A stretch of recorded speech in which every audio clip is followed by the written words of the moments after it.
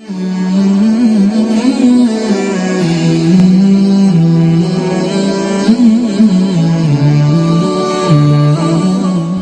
Channel, সত্য ও শান্তির পথে। আরো জোরে পড়েন আমিন। আমরা আজকে সূরাতুল মুলক থেকে কথা শুনবো। মুলক সূরার নাম কি? এই সূরার অনেক ফজিলত আছে। এই সূরা রাত্রিবেলা যারা তেলাওয়াত করবে তাদের কবরের আযাব হবে না। কবরের কথা শুনলে ভয় লাগে না?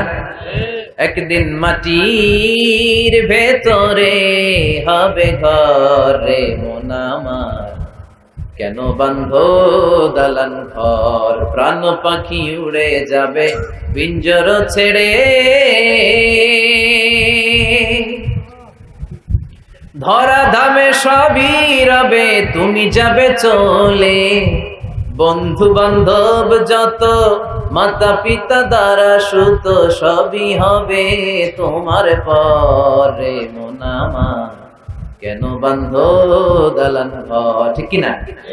চলে যেতে হবে, কেউ থাকতে পারবে না।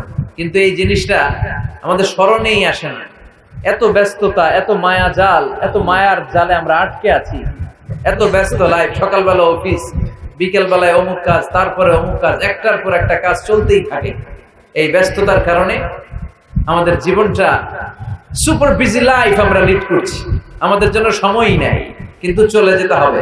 এজন্য সাইয়েদনা ওমর ফারুক বলতেন, মুতু ক্বাবলা আন তামুতু, মরার আগে একবার মরো। হাসিবু ক্বাবলা আন তুহাসাবু আলাইকুম, তোমার হিসাব নেওয়ার আগে তুমি তোমার একবার হিসাব নাও। আমাদের প্রত্যেকের নিজের একটা হিসাব আছে না নাই? কথা বলেন। নিজে খাতা কলমের মধ্যে একটু লিস্ট করবেন যে আমি জীবনে এই ভালো কাজ করেছি, এই খারাপ কাজ করেছি, আসলে আমার অবস্থানটা কই হওয়া উচিত।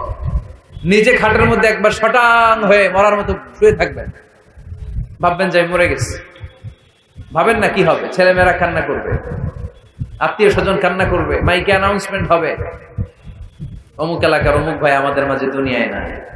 বিশাল দেবিদ্বারের ময়দানে আপনার জানাজা হবে, খাটিয়াতে করে নিয়ে যাওয়া হবে। শুয়ে শুয়ে ভাববেন, আগে থেকে খুদে রাখা কবরে আপনাকে ফেলে বাঁশ দিয়ে উপরে মাটি চাপা দিয়ে চলে আসবে।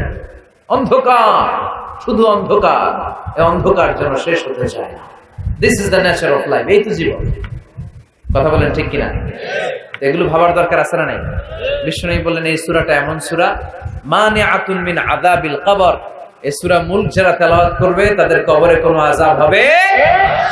আজকে থেকে সূরাতুল মুলকের তেলাওয়াত করা যাবে? পারা যাবে? পারা যাবে? আসেন না নিজেদেরকে একটু পরিবর্তন করি। আসেন না নিজেদের আমলের ঝুলিতে আরো কিছু বাড়াই, নিজেদের আমলগুলোকে সুন্দর করি, নিজেদেরকে আরেকটু পরিচ্ছন্ন করি। প্রতিদিন রাতে সূরাতুল মুলক তেলাওয়াত করবেন ইনশাআল্লাহ। কইতে পারলেন না? 2 নম্বর ফজিলত, শাফাআত লি সাহিবিহা। এই সূরা যারা তেলাওয়াত করবে, এই সূরা তেলাওয়াতকারীর জন্য আল্লাহর কাছে সুপারিশ করবে। 3 নম্বর ফজিলত, খাসামাত আন সাহিবিহা। এই সূরাটা কিয়ামতের দিন এই সূরার তেলাওয়াতকারীর পক্ষে আল্লাহর সাথে তর্ক করবে, ডিবেট করবে। কতক্ষণ? হাত্তা আদখালাহুল্লাহুল জান্নাহ, যতক্ষণ না আল্লাহ তাআলা এই লোকটাকে জান্নাতি বলে ঘোষণা না দেয়।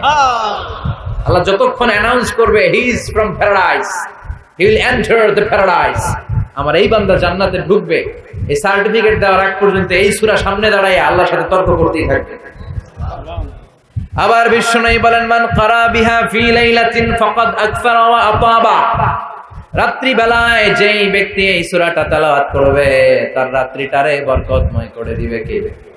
এজন্য বিশ্বনবী বলতেন, আমি চাই আমার প্রতিটা উম্মতের হৃদয়ে এই সূরাটা গাঁথা থাক। আমার নবী চাইতেন আমাদের অন্তরে যেন এই সূরাটা মুখস্থ থাকে। আমরা চাই না? 30 টা মাত্র আয়াত। কয় আয়াত?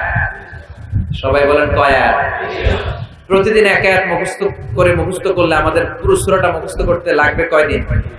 30 দিন। 1 মাসের চেষ্টায় সূরাটা মুখস্থ করা যাবে না? দেবিদ্বারের ভাইয়েরা করা যাবে? আওয়াজ করে পড়েন ইনশাআল্লাহ। এই সূরার মাহাত্ম্য হচ্ছে, এই সূরা আপনার দৃষ্টিভঙ্গিকে চেঞ্জ করবে, আপনার চিন্তার জগতে আন্দোলন তৈরি করবে, আপনার চোখকে খুলে দিবে, আপনার ঘুমন্ত বিবেককে জাগিয়ে দিবে। বিশেষ করে যারা স্রষ্টা নিয়ে সন্দেহে থাকে তাদের জন্য এটার ভিতরে ডোজ আছে, মেডিসিন আছে।